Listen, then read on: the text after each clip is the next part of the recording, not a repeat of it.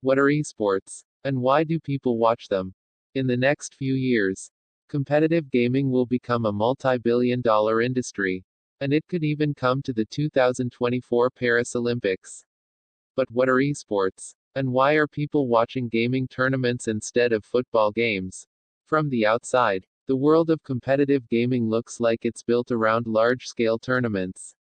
With a strong focus on team-based games such as Fortnite, Counter-Strike, or Overwatch. These tournaments are typically held in large arenas, sometimes dedicated gaming arenas. Schools, nerdy arcades, and bars. They're usually live-streamed via Twitch or YouTube, or broadcasted by a major network such as ESPN or the BBC. But that's just the outside view.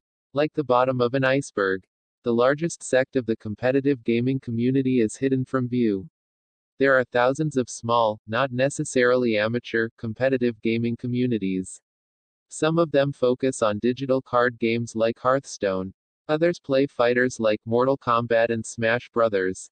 And an even smaller group of gamers focuses on speedruns, how fast you can complete a single-player game.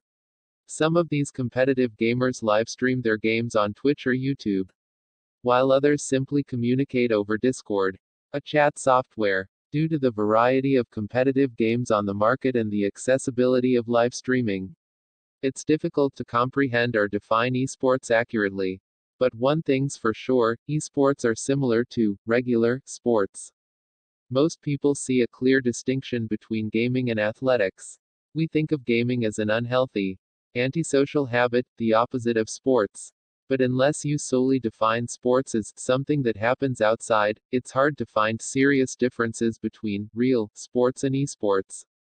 Like real athletes, competitive gamers have to practice regularly to keep in tip-top shape. They develop muscles related to their chosen sport and have to use good posture to avoid injury, carpal tunnel and arthritis. Surprisingly, some professional gamers stick to strict diets and exercise regimens to keep their body working at peak efficiency. The world of esports is also incredibly social. Like football fans, esport fans develop close friendships with one another, even if gaming is the only thing that they have in common. And because gaming is based around the internet, many of these friendships occur in spite of social, economic, or physical boundaries. Not to mention, competitive gaming generates a ton of money. Business Insider predicts that the competitive gaming market will be worth $1.5 billion by 2020. And that doesn't include the money from competitive gaming hardware, like computers and gaming keyboards. Sure, most NFL teams are worth twice as much as the entire esports market. But that gap is sure to narrow over time. Do you have to accept competitive gaming as a real sport? Not really. There's a good chance that the general public will always create a distinction between athletic sports and esports. Even though competitive gaming may make a splash at the 2024 Paris Olympics. Hell, the Olympic Committee has recognized chess as a sport for 2 decades. And people still don't think of chess as a sport. We tend to think of video games as something for children. Which isn't entirely untrue, but the biggest games of the last decade, like Minecraft and Dota, have been successful because they appeal to all ages. Competitive gaming and traditional sports are successful for the same reason. According to an ESPN survey, most top-tier competitive gamers are in their 20s. And according to this same survey, the best football, basketball, hockey, and baseball players are also in their 20s. Of course, we're talking about the best of the best. It's not uncommon for a traditional athlete to shine as a teenager, or well into their 30s or 40s.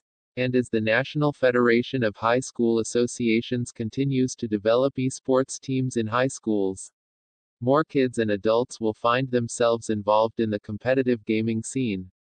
Think of it like baseball. A young baseball fan may keep up with the famous players, buy merchandise, and casually, or seriously, participate in baseball through a school program.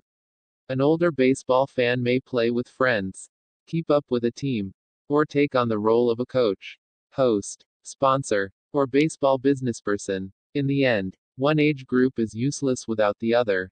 Without adult gamers, young gamers have nowhere to compete. and no monetary incentive to practice gaming. But without young gamers, adults have nothing to watch, invest their time into, or make money off of. There's nothing worse than sitting on a couch and watching your best friend play a game. That's why the eternal question surrounding esports, and streamed gameplay in general, is why don't you play the game instead of watching somebody else play it? Of course, this leads to another question. Why watch a football game when you can go out and play football? It's impossible to find a solid, all-encompassing answer. Maybe you aren't in a position to play a sport. Or perhaps you like to see how professional players perform. Maybe there isn't a reason. Maybe you just like to watch sports. Text source, howtogeek.com.